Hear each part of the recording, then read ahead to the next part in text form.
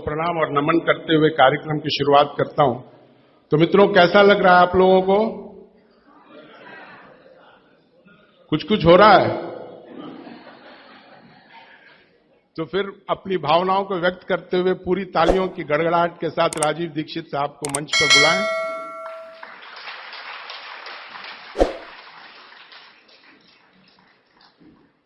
एक छोटी सी और एक गंभीर बात मैं आपको बताना चाहता हूं कि जब राजीव भाई का व्याख्यान समाप्त होता है और जब प्रश्न उत्तर का दौर चलता रहता है, उस वक्त भावनात्मक जुड़ाव और विषय की गहनता जो है वो पराकाष्ठा पर होती है, बुलंदी पर होती है। और ऐसे में हमारे कुछ मित्र अनायास बेरहमी से उठकर जाने का प्रयास करते हैं, जो उस बुलंदियों को ठेस पहुंचाती है। तो ये हमारी गुजारिश है कि जब तक ये कार्यक्रम चले, जब तक राजीव भाई नीचे नहीं उतरे, आप लोग जाने की कृपा मत करें। हम लोग एक छात्र हैं, एक बहुत ही गूढ़ और एक गहन विषय को समझने आए हैं।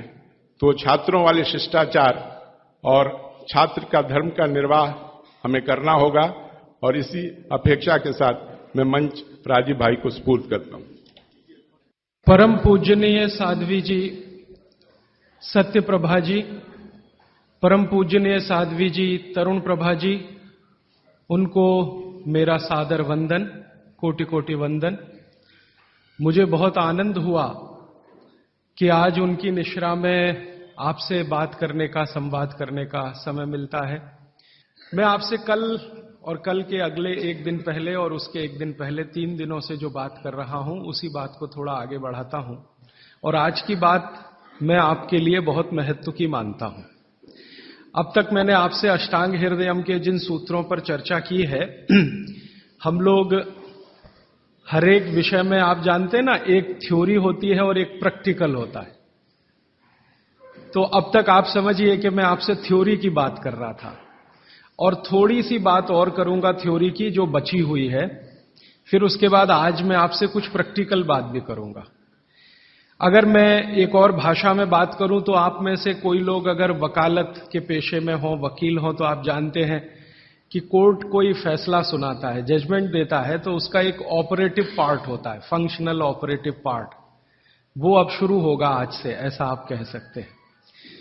Please mobile phone switch off कर दीजिए। साध्वी जी आज हमारे बीच में हैं, आप इस बात के लिए आज छूट नहीं ले सकते। तो अब तक मैंने आपसे जो कहा है वो सूत्र रूप में थोड़ा सा सिद्धांतिक बातें, लेकिन सरल भाषा में विज्ञान के साथ पेश करने की कोशिश की, समझाने की कोशिश की। आज कुछ ऐसी बातें जो दैनिक जीवन में आप प्रयोग करें। इन सूत्रों का प्रयोग तो करना ही है, इसके लिए तो कोई विकल्प नहीं है, लेकिन इन सूत्रों के आधार पर आगे भी बहुत कुछ है जो भागवत जी ने कहा है। साध्वी जी चूंकि यहां पर हैं, तो उनकी जानकारी के लिए एक छोटी सी बात जो आपके लिए पुरानी लगेगी, शायद उनके लिए नई होगी। और मैं उनको इसलिए भी ये कहना चाहता हूं कि वो अपने व्याख्यानों में हर बार ये बातें सैकड़ों लोगों तक कह सकती हैं। साध्वी जी, यहां पर हम लोग बात कर रहे हैं 3500 साल पहले भारत में एक महान व्यक्ति हुए। उनका नाम था महर्षि बागभट्ट। उनकी लिखी हुई 2 शास्त्रीय पुस्तकों पर हम चर्चा कर रहे हैं। एक उनकी पुस्तक है अष्टांग हृदयम, दूसरी पुस्तक है उनकी अष्टांग संग्रहम। ये दोनों पुस्तकों में महर्षि बागभट्ट ने 7000 सूत्र लिखे हैं, संस्कृत में लिखे हैं। ये सूत्र हमारे जीवन से जुड़े हुए हैं। हमारे अपने जीवन में हमें स्वस्थ रहना है, निरोगी रहना है, तो इन स्वस्थ और निरोगी रहने के लिए क्या क्या करना चाहिए, ये सूत्र बागभट्ट जी ने लिखे हैं। बागभट्ट जी महर्षि चरक के शिष्य थे। चरक ऋषि का नाम हम सब जानते हैं। चरक ऋषि के वो शिष्य थे और सबसे बेहतरीन शिष्यों में उनकी गिनती होती है, सबसे इंटेलिजेंट माने जाते हैं। चरक ऋषि ने जितना शोध कार्य किया, बागभट्ट जी ने उससे भी ज्यादा किया। 135 वर्ष उनकी आयु रही। 135 वर्ष में लगभग आप समझ लीजिए 18 वर्ष छोड़कर, 18 वर्ष वो ये कहते हैं कि मैं प्राथमिक अध्ययन करता रहा, तो 18 वर्ष छोड़कर बाकी सारे वर्ष उन्होंने बहुत गहन अध्ययन में लगाए। और उन्होंने कोई एक सूत्र लिखा तो उस पर कम से कम 50 से ज्यादा उन्होंने ऑब्जर्वेशंस किए। आज का जो विज्ञान है, जिसको हम आधुनिक विज्ञान कहते हैं, ये पूरा ऑब्जर्वेशन पर आधारित है। ऑब्जर्वेशन को हिंदी में क्या कहते हैं मैम? हाँ, निरीक्षण, परीक्षण या निरीक्षण, हाँ, प्रयोग या परीक्षण या निरीक्षण। तो अगर जैसे उन्होंने कोई सूत्र कह दिया तो उसका 50 बार परीक्षण किया, अलग अलग परिस्थितियों में अलग अलग लोगों पर किया, और जब उन्होंने देखा कि परिणाम वही है तब सूत्र लिखा। अब हम कल्पना करें कि 7000 सूत्र लिखे हों और एक एक सूत्र पर 50-50 परीक्षण उन्होंने किए हों, तो पूरी जिंदगी उनकी इसी में निकल गई। महर्षि भागवत बाल ब्रह्मचारी थे, अंतिम समय तक वो ब्रह्मचर्य का ही पालन करते रहे, गृहस्थ आश्रम उन्होंने नहीं जिया, लेकिन वो मानते थे कि गृहस्थ आश्रम बहुत महत्व का है। तो ऐसे महर्षि भागवत के सूत्रों को मैं पिछले 6 साल से पढ़ता रहा, और भारत की आज की जो परिस्थिति है, मैं मानता था और आज भी मानता हूं कि उसमें ये बहुत अनुकूल है। आज हमारे भारत की परिस्थिति ऐसी है, 112 करोड़ लोग इस देश में रहते हैं, इनमें से करीब 75 से 80 करोड़ लोग बीमार हैं। सरकार कहती है कि सिर्फ 30 करोड़ लोग हैं स्वस्थ, बाकी सब हैं बीमार। अलग अलग बीमारियां हैं, वात की बीमारियां हैं, पित्त की हैं, कफ की हैं, और इन बीमारियों का इलाज करने के लिए भारत में कुल मिलाकर 23 लाख डॉक्टर हैं रजिस्टर्ड, जो एमबीबीएस, बीएएमएस और बीएचएमएस तीनों पद्धति के हैं। 23 लाख रजिस्टर्ड डॉक्टर हैं। अगर अनरजिस्टर्ड डॉक्टर भी इसमें मिला दें तो सरकार कहती है लगभग अनरजिस्टर्ड डॉक्टर भी इतने ही हैं, 25 लाख के आसपास। तो कुल मिलाकर हम 50 लाख डॉक्टर मान लें, अनरजिस्टर्ड और रजिस्टर्ड, तो भी मरीजों की संख्या 70 से 80 करोड़ है। एक डॉक्टर एक दिन में अच्छे से अच्छे काम करे तो 30 से ज्यादा मरीज नहीं देख पाता। तो मैंने एक दिन हिसाब लगाया कि अगर 30 व्यक्ति एक डॉक्टर के सुपुर्द कर दिए जाएं तो 50 लाख डॉक्टर हैं, मुश्किल से 1.5 करोड़ लोगों का इलाज हो सकता है, और रोगी 75 से 80 करोड़ हैं। तो भागवत जी एक सूत्र लिखकर चले गए, वो ये कहते हैं कि हर व्यक्ति अपनी चिकित्सा स्वयं कर सकता है, और इस बात को उन्होंने कहा कि 85% चिकित्सा बहुत आसान है, जो कोई भी व्यक्ति स्वयं कर सकता है। 15% चिकित्सा थोड़ी मुश्किल है, जिसमें आपको विशेषज्ञ की मदद की जरूरत पड़ती है। तो मैंने सोचा क्यों ना ये 85% चिकित्सा जो आसान है वो लोगों तक पहुंचाई जाए। इस दृष्टि से ये व्याख्यान श्रृंखला आयोजित की है। यहां पर श्रीमती प्रभा देवी जयप्रकाश जी के नाम से चलने वाला एक ट्रस्ट है, उसके मुख्य व्यक्ति मेरे साथ हैं श्री शुभकांत दास, और उनके पुत्र हैं प्रदीप भाई, और उनके सब सहयोगी निरंजन भाई और मेघाणी जी, इन सब ने मिलकर ये आयोजन किया। और मेरे जीवन का ये पहला व्याख्यान है जो मैं इस विषय पर दे रहा हूं। इसके पहले इस विषय पर मैंने कहीं बात ही नहीं की, क्योंकि अभी तक तो मैं अध्ययन ही करता रहा। और ये बात करने का ऐसा हो गया कि एक दिन मैं शोभाकांत जी के घर खाना खा रहा था, प्रदीप भाई के साथ बात हो गई कि क्यों ना इस विषय पे बात किया जाए। तो ऐसे ये तय हो गया अनायास, लेकिन मुझे लगा कि ये शायद सार्थक हुआ। कई लोगों ने मुझे कहा, और खासकर बाबूजी माने शोभाकांत जी ने मुझे कहा कि तुम पुराने भाषण देना बंद कर दो, वो जो पेप्सी कोका कोला वाले और विदेशी स्वदेशी वाले या WTO वाले, ये ही कहो। शायद बहुत लोग ऐसा कहते हैं। अगर ऐसा सबका मन बना तो शायद इस विषय में मैं आगे भी और ज्यादा गहराई से रिसर्च करके बात करता रहूंगा। तो अब तक हमने 3 दिन की व्याख्यानमाला पूरी की है, आज चौथा दिन शुरू हो रहा है। तो कल तक के जितने सूत्र थे वो एक बार मैं आपको दोहरा दूं ताकि आपको याद हो जाए।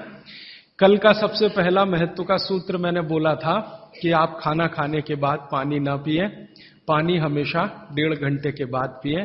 कारण मैंने उसका बहुत विस्तार से बताया था, उसमें दोबारा जाने की जरूरत नहीं है। वो पहला सूत्र था कल का। दूसरा सूत्र था कि पानी जब भी पिए तो घूट घूट भर के पिए, एक एक सिप लेकर पानी पिए, जैसे आप गर्म दूध पीते हैं या गर्म चाय या गर्म कॉफी पीते हैं। और उसका कारण भी मैंने आपको समझा दिया था। तीसरा सूत्र है कि आप जब भी पानी पिए तो ठंडा ना पिए, कभी भी ठंडा पानी ना पिए, हमेशा गुनगुना पानी पिए। वैसे जैन दर्शन में इसी को पक्के पानी की कहा जाता है, इसको बात वो बिल्कुल वैज्ञानिक है। भागवत जी भी उसका समर्थन करते हैं। हमेशा गुनगुना पानी पीने की कोशिश करें।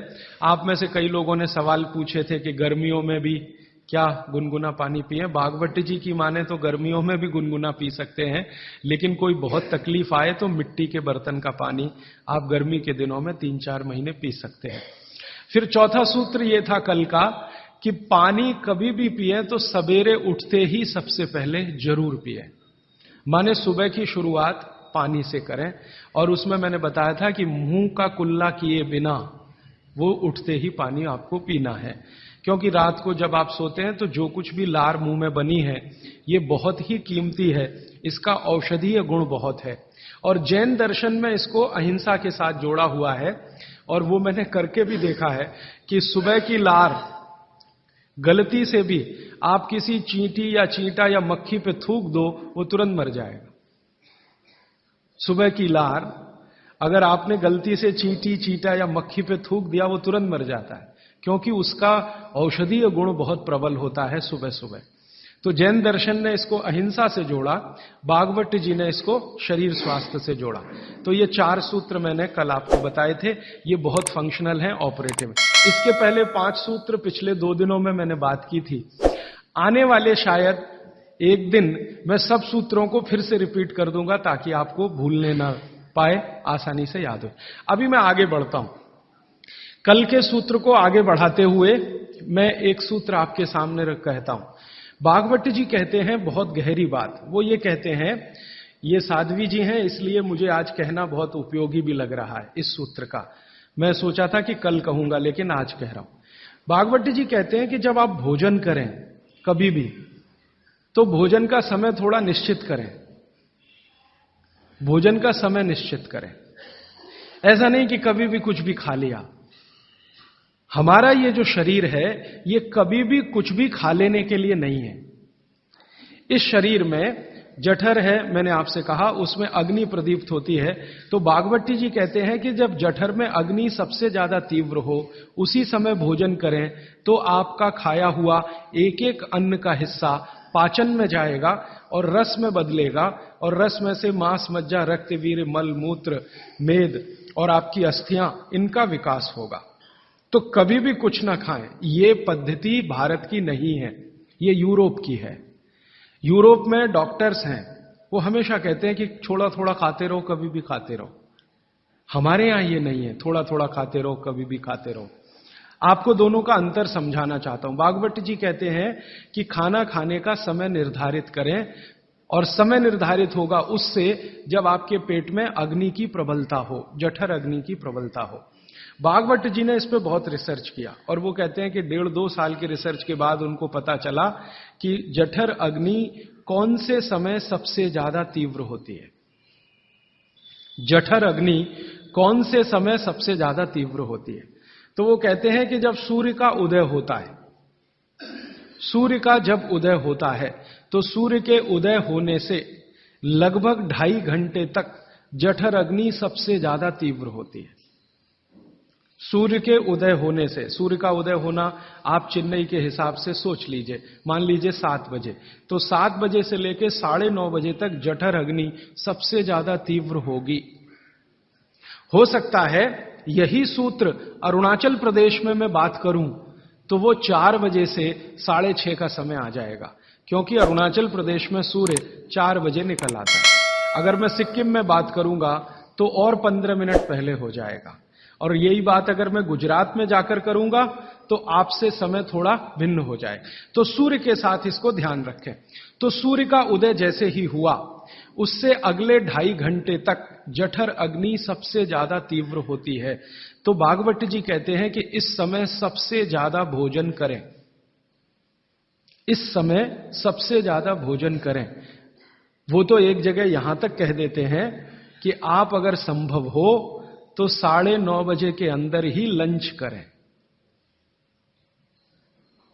9:30 बजे के अंदर ही लंच करें, माने ब्रेकफास्ट गायब, नाश्ता छोड़ें, सीधे ही भोजन करें। यहां तक वो कहते हैं।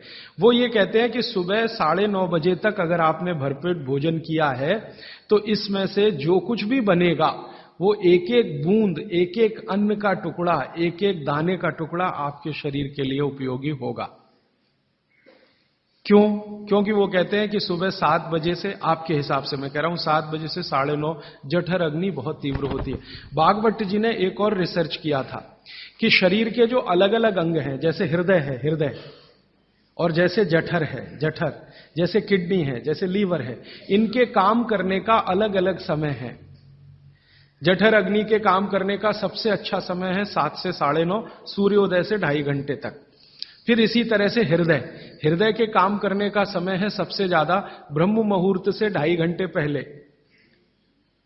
ब्रह्म मुहूर्त आप समझते हैं 4, 4:30, तो 2, सवा 2 बजे, 1:30 बजे से लेकर 4 बजे के बीच में हार्ट सबसे ज्यादा सक्रिय होता है और सबसे ज्यादा हार्ट अटैक उसी समय में आते हैं।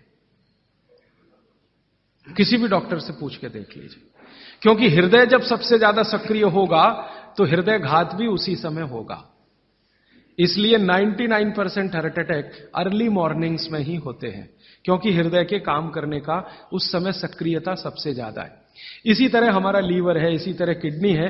इसकी पूरी एक सूची मैंने बनाई है, बाहर पुस्तकों में है, इसलिए विस्तार में मैं नहीं जाता। संकेत के लिए आपसे कह रहा हूं कि हर शरीर के अंग का काम करने का एक निश्चित समय है, प्रकृति ने तय किया है, उसको भगवान ने तय किया है। तो आपका जठर अग्नि है, ये सबसे अच्छा 7 से 9:30, तो आप भरपेट खाना खाइए, ठीक है। फिर आप बोलेंगे जी दोपहर को भूख लगी तो थोड़ा और खा लीजिए, लेकिन बागवती जी कहते हैं कि सुबह का खाना सबसे ज्यादा, अगर आज की भाषा में मैं कहूं तो आपका जो ब्रेकफास्ट है ना, वो हैवियर से हैवियर होना चाहिए, भारी से भारी ब्रेकफास्ट। जितना खाते हैं ज्यादा भी खा लीजिए, कोई फर्क नहीं पड़ता। सुबह के नाश्ते में भरपेट खाइए। फिर वो कहते हैं दोपहर का भोजन अगर आप कर रहे हैं तो इसको थोड़ा कम करिए, नाश्ते से, दोपहर का भोजन नाश्ते से कुछ कम करिए, 1/3 कम कर दीजिए, और रात का भोजन दोपहर के भोजन का 1/3 कर दीजिए। अब सीधे से मैं कहता हूं, अगर आप सवेरे 6 रोटी खाते हैं तो दोपहर को 4 ले लीजिए और शाम को 2 ले लीजिए। अगर आपको आलू का पराठा खाना है या गोभी का पराठा खाना है, आपकी जीभ स्वाद के लिए मचल रही है, तो बागवती जी कहते हैं कि सब कुछ सवेरे खाओ। आलू का पराठा भी खाओ, गोभी का पराठा भी खाओ, मूली का पराठा खाओ, जो आपको खाना है। हालांकि जैन है तो आलू का पराठा तो निषिद्ध है, मूली का भी निषिद्ध है आपके लिए। फिर अगर जो जैन नहीं है उनके लिए आपको जो ज्यादा अच्छा लगता है खाने में, मैं आपको एक वाक्य में कहता हूं, जो चीज सबसे ज्यादा पसंद है वो सुबह खाओ। रसगुल्ला पसंद है तो सुबह खाओ, रबड़ी खानी है तो पसंद है तो सुबह खाओ, जलेबी खानी है तो सुबह खाओ, इमरती खानी है तो सुबह खाओ। जो भोजन आपको सबसे ज्यादा पसंद है वो सुबह खाओ, पेट भर के खाओ। वो ये कहते हैं कि इसमें छोड़ने की जरूरत नहीं है, पेट भर के खाओ तो पेट की संतुष्टि हुई, मन की भी संतुष्टि होती है। और बागवती जी कहते हैं कि भोजन में मन की संतुष्टि पेट की संतुष्टि से ज्यादा बड़ी है। मन हमारा जो है ना, ये खास तरह की वस्तुओं से या हार्मोन से या एंजाइम से संचालित है। मन को आज की भाषा में डॉक्टर्स लोग जो गिनते हैं ना, हालांकि वो है नहीं, लेकिन उन्होंने जो कहा है वो पीनियल ग्लैंड के बारे में है। ये जो पीनियल ग्लैंड है ना, इसमें से बहुत सारा रस निकलता है, जिनको हम हार्मोन्स कह सकते हैं, कुछ एंजाइम्स हैं। ये संतुष्टि के लिए सबसे आवश्यक ग्लैंड है पीनियल ग्लैंड। तो भोजन अगर आपको तृप्त करता है, भोजन में एक तो पेट भरना है और एक तृप्त होना, तृप्त करेगा तो पीनियल ग्लैंड आपकी सबसे ज्यादा सक्रिय है। तो जो भी रस और एंजाइम चाहिए शरीर को, नियमित रूप से समान अंतर पे निकलते रहते हैं। और जो भोजन से तृप्ति नहीं है तो गड़बड़ होती है पीनियल ग्लैंड, और पीनियल ग्लैंड की गड़बड़ी पूरे शरीर में पसर जाती है और आपको तरह तरह के रोगों का शिकार बना दे। अगर आप तृप्त भोजन नहीं कर पा रहे हैं तो निश्चित रूप से 10-12 साल के बाद आपको मानसिक क्लेश होगा और रोग होंगे। मानसिक रोग बहुत खराब है, आप सिजोफ्रेनिया के शिकार हो सकते हैं, डिप्रेशन के शिकार हो सकते हैं, आपको कई ऐसी गंभीर बीमारियां हो सकती हैं। बागवती जी कहते हैं कि आप भोजन करते हुए अगर संतुष्ट नहीं है तो 27 तरह की बीमारियों से ग्रसित हो सकते हैं। उनकी पूरी सूची है, वो पुस्तक में है। कभी भी भोजन करें तो पेट तो भरे ही, मन भी तृप्त हो। और मन के तृप्त और पेट के भरने का सबसे अच्छा समय सवेरे का ही है। अब मैंने ये भागवत जी के सूत्र को चारों तरफ देखना शुरू किया तो मुझे पता चला कि मनुष्य को छोड़कर जीव जगत का हर प्राणी इस सूत्र का पालन कर रहा है, मनुष्य को छोड़कर। क्योंकि मनुष्य को मैं मूर्ख मानता हूं। हालांकि मनुष्य अपने को होशियार समझता है, लेकिन मनुष्य से ज्यादा होशियार ये जीव जगत के प्राणी हैं। आप चिड़िया को देखो, चिड़िया, कितने भी तरह की चिड़िया, सवेरे सूरज उगते ही उसका खाना शुरू हो जाता है और भरपेट खाती है। 6 बजे के आसपास आप राजस्थान में निकल जाओ, गुजरात में निकल जाओ, सब चिड़िया अपने अपने काम पे लगी हुई है, खाना खाने में खूब जम के खाती है। और पेट भर गया, उसके 4 घंटे के बाद ही पानी पीती है, दोपहर को ही पानी पीती है। गाय को देखो, सुबह उठते ही सूरज जैसे ही निकलेगा गाय का खाना शुरू हो जाएगा, भैंस का खाना शुरू हो जाएगा। बकरी, बकरे, भेड़, गधा, घोड़ा सब सुबह उठते ही खाना खाना शुरू करेंगे और पेट भर के खाएंगे, छक के खाएंगे, फिर दोपहर को आराम करेंगे।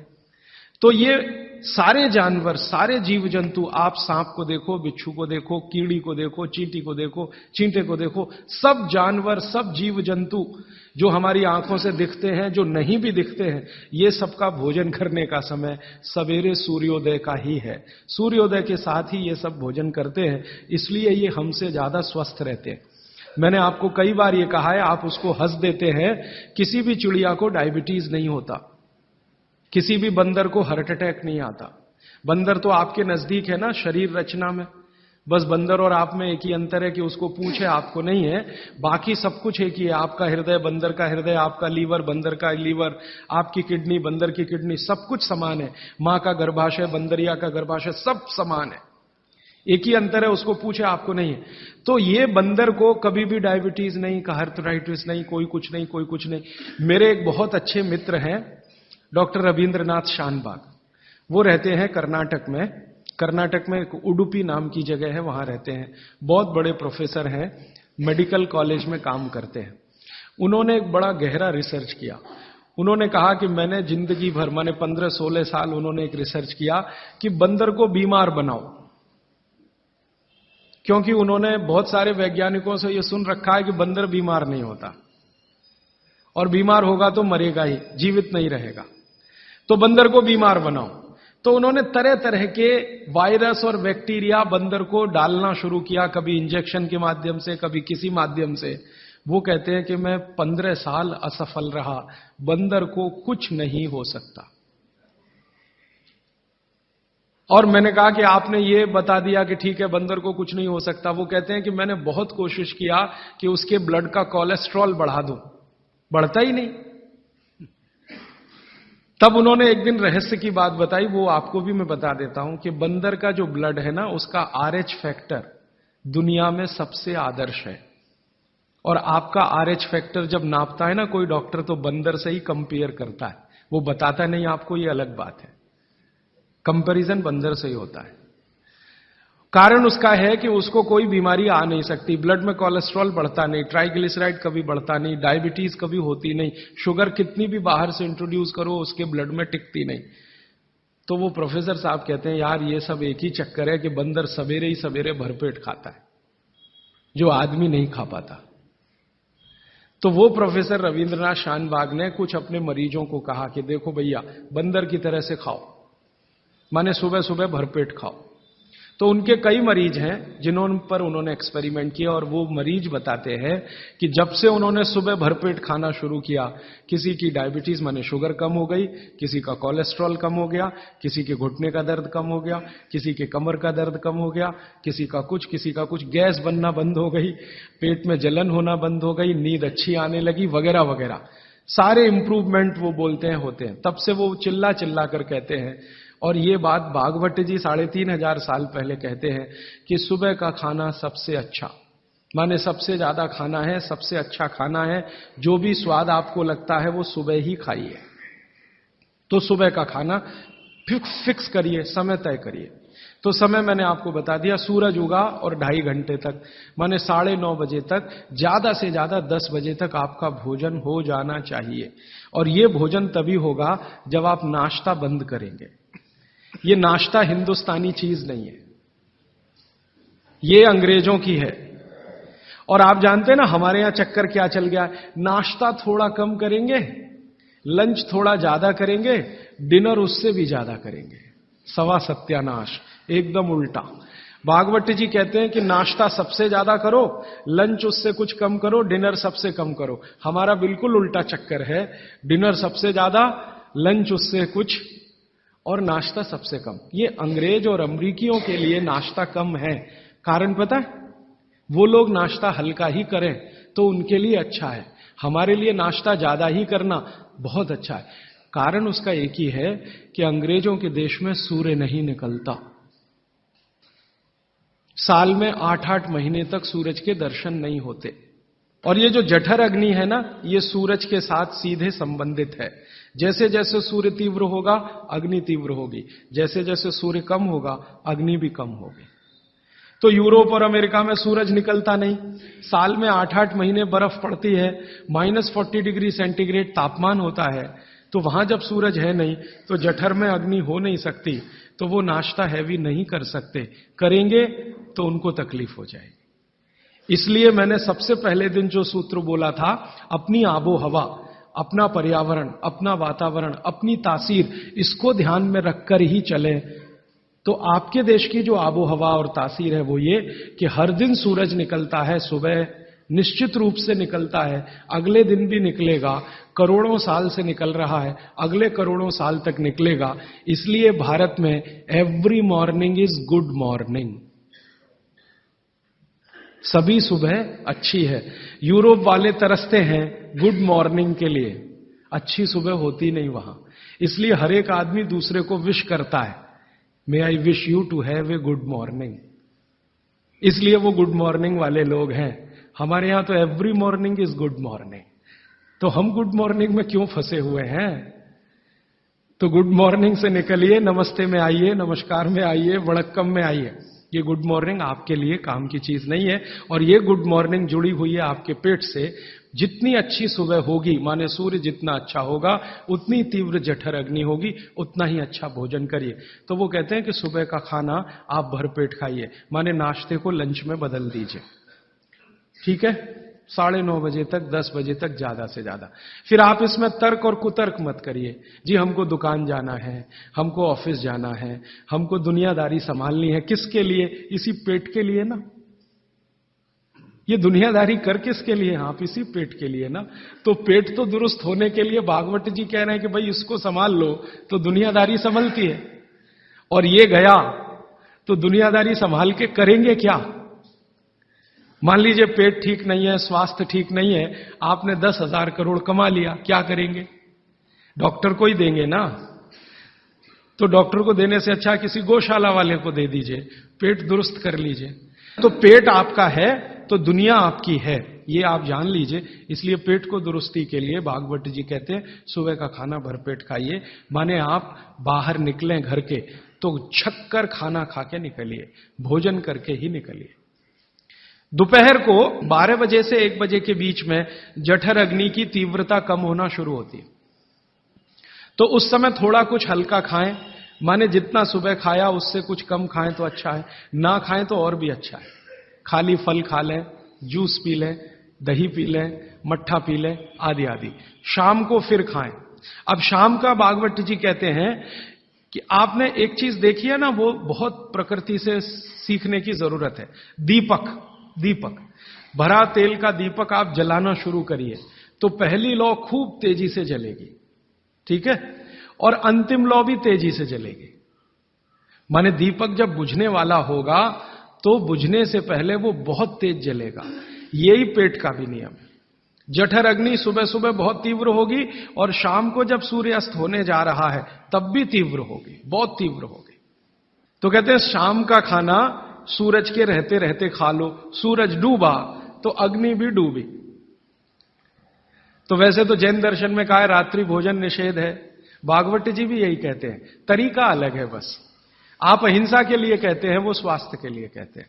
वो ये कहते हैं शाम का खाना तो सूरज डूबने के बाद दुनिया में कोई नहीं खाता। गाय को खिला के देख लो, नहीं खाएगी। भैंस भी नहीं खाती, खिला के देख लो। बकरी भी नहीं खाएगी, बकरा गधे को खिला के देख लो, खाता नहीं। हां, बिल्कुल नहीं खाता। आप खाते हैं तो आप अपने को कंपेयर कर लीजिए कि किसके साथ हैं आप। कोई जानवर, कोई जीव राशि सूरज डूबने के बाद खाती नहीं, तो आप क्यों खा रहे हैं? प्रकृति का नियम भागवत जी कहते हैं पालन करिए। माने रात का खाना जल्दी कर दीजिए, सूरज के रहते रहते। माने 5-6 बजे के आसपास आपके यहां सूरज डूबता है, 6 बजे या 6:30 बजे, वही समय सबसे अच्छा है, डूबने से पहले। अब कितना पहले? तो भागवत जी ने उसका कैलकुलेशन दिया है, 40 मिनट पहले। सूरज डूबने का समय पता कर लीजिए। चेन्नई में सूरज शाम को 7 बजे डूब रहा है, तो 6:20 तक। 6 बजे डूब रहा है तो 5:20 तक। ये हिंदुस्तान के किसी भी कोने में चले जाइए, सूरज डूबने से 40 मिनट पहले का ही निकलेगा। तो 40 मिनट पहले शाम का खाना खा लीजिए, और सुबह का तो सूरज निकलने के 2.5 घंटे तक कभी भी खा लीजिए। दोनों समय पेट भर के खा लीजिए। फिर कहेंगे जी रात को क्या?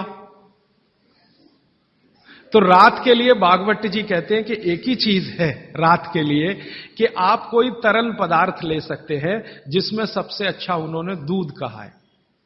साध्वी जी तो वो भी नहीं ले सकते, साधु तो वो भी नहीं ले सकते, लेकिन आप गृहस्थी लोग हैं तो इतनी छूट चाहें तो आप ले सकते हैं। भागवत जी कहते हैं कि शाम को सूर्य डूबने के बाद, मैंने आपको कल कहा था, हमारे पेट में जठर स्थान में कुछ ऐसे हार्मोन्स या एंजाइम्स या रस पैदा होते हैं जो दूध को पचाते हैं।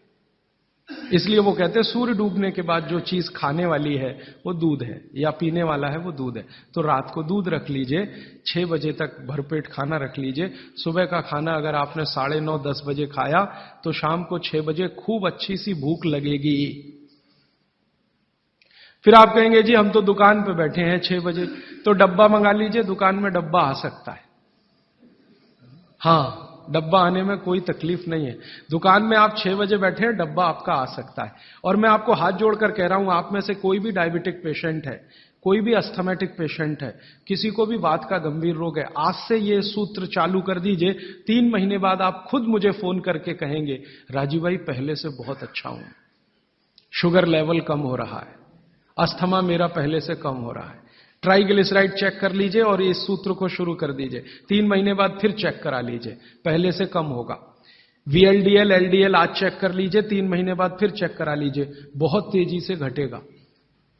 HDL आज चेक करा लीजिए, 3 महीने बाद चेक करा लीजिए, बहुत तेजी से बढ़ेगा। और HDL बढ़ना ही चाहिए, LDL, VLDL कम होना चाहिए। तो ये सूत्र भागवत जी का जितना संभव हो आप ईमानदारी से पालन करिए, वो आपको स्वस्थ रहने में बहुत मदद करेगा।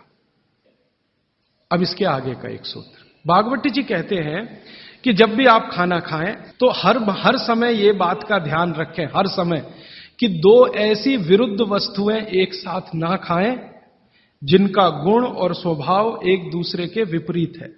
2 विरुद्ध वस्तुएं एक साथ कभी भी ना खाएं, ये है सीधा सीधा सूत्र। अब आप कहेंगे हमें पता नहीं विरुद्ध वस्तुएं क्या हैं। मैं कुछ विरुद्ध वस्तुओं की सूची बता देता हूं। डिटेल सूची तो भागवत जी ने बताई है। 103 वस्तुएं हैं जो एक दूसरे के एकदम खिलाफ है। 103 वस्तुएं। जैसे सबसे पहली वस्तु उन्होंने बोली है प्याज और दूध, दोनों एक दूसरे के जानी दुश्मन हैं।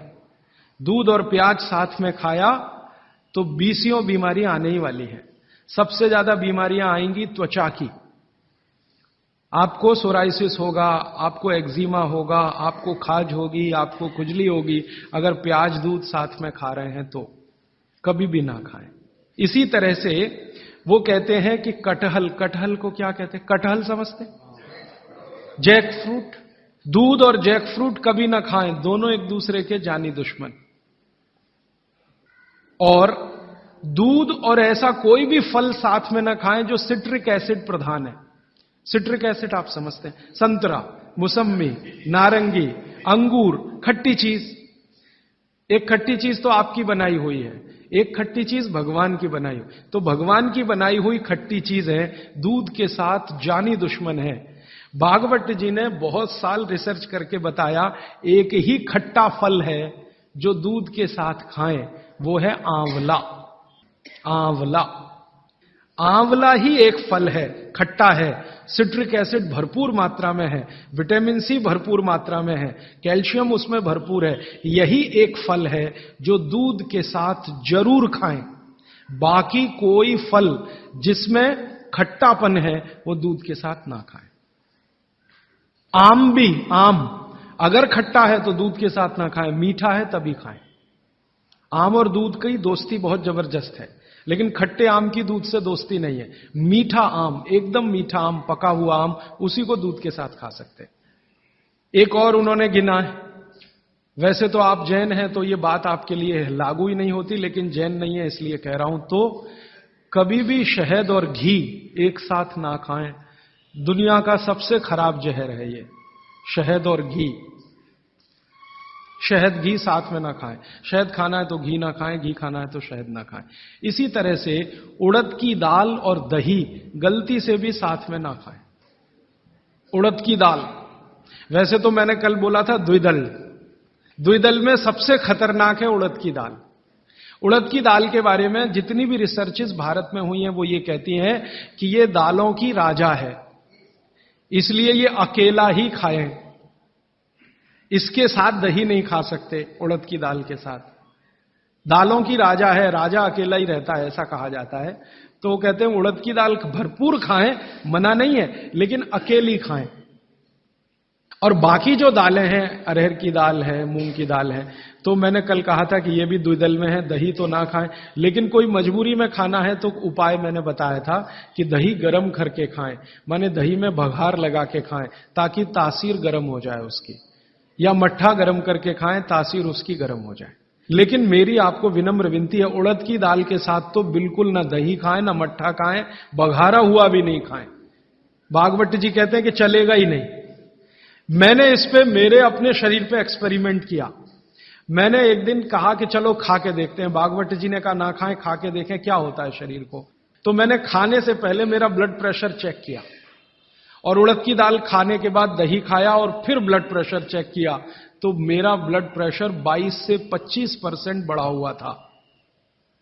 फिर मैंने सोचना शुरू किया कि रोज रोज अगर मैं ये खाने लगूं, उड़द की दाल और दही उड़द की दाल, तो 100% 6-8 महीने में हार्ट अटैक आ ही जाएगा। इसका मतलब माताओं बहनों से हाथ जोड़कर निवेदन है, दही बड़ा कभी भी नहीं, क्योंकि दही बड़ा में उड़द की दाल का बड़ा अगर है तो दही बिल्कुल नहीं।